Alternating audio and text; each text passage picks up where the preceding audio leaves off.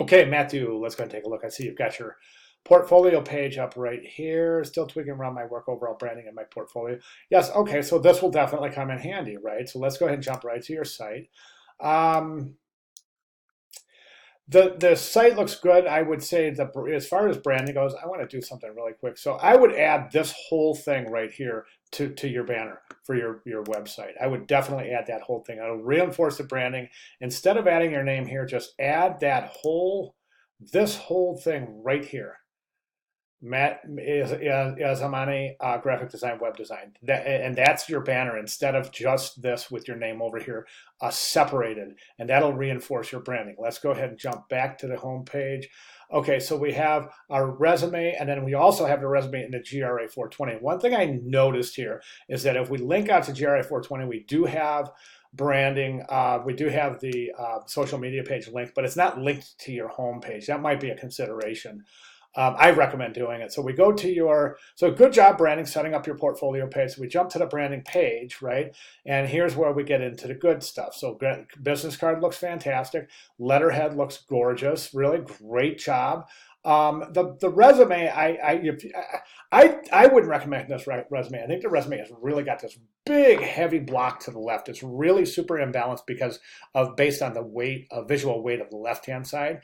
And really, you're reducing the working area to about 2/3 of the size of the document. So I do not recommend. I recommend if you want to turn some heads, raise some eyebrows, and really draw some attention to yourself, format your resume right on your letterhead.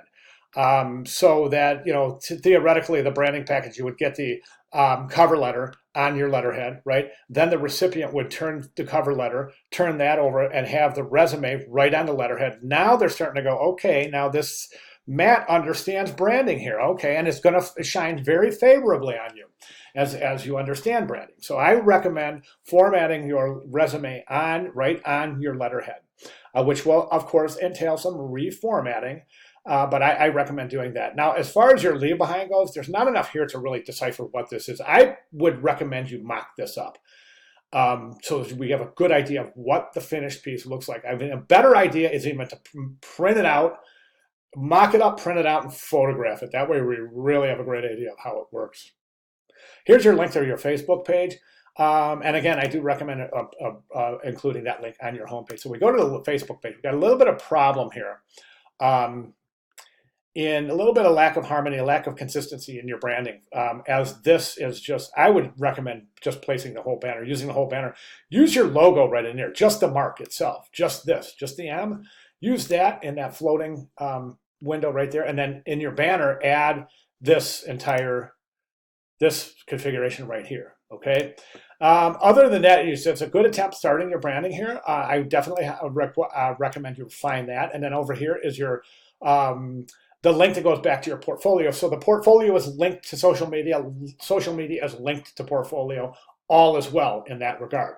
Okay, those are my comments and recommendations, Matthew. You're really, really close. You've been doing such a good job, and your effort and dedication is definitely notable. As I think that you're getting darn close to where you want to be.